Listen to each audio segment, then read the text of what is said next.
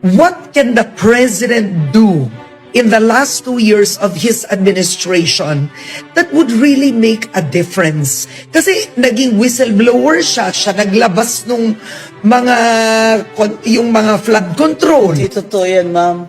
Because I think, ito na naman, prediction ko to, kaya makinig kayo lagi sa akin. Tunay akong analyst. Sa first 3 years nila, ang plano nila is kaukaw ng kaukaw. Lakaw todo-todo. And they use the budget.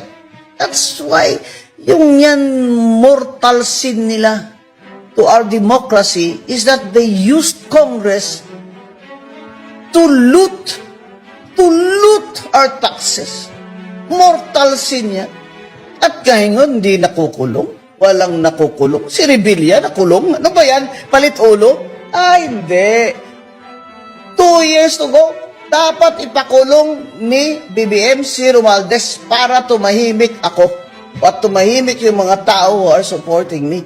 Bakit si Saldico ang binabanatan nyo? Sinasabi na ni Saldico na ang mastermind si Martin Romualdez na nagatid siya ng pera doon at kay Bongbong. Pinalayas nila kasi, ayaw nilang magtestigo. Ngayon, gusto na magtestigo, ayaw naman nilang pabalikin. Kunyari lang yun.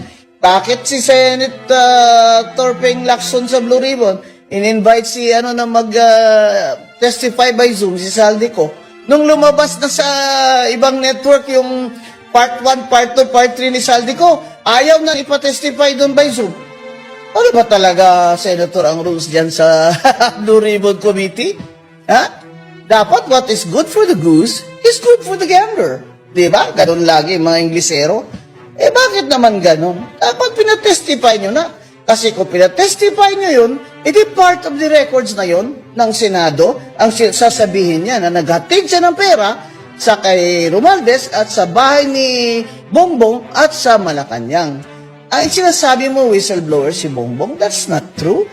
He admitted there was a U.S. State Department report saying that the corruption in the DPWH is massive. That's why he did that. At saka, yun na nga, ang analysis ko, that 3 years come, and then on the 4th year, look like a hero. Hero ba siya?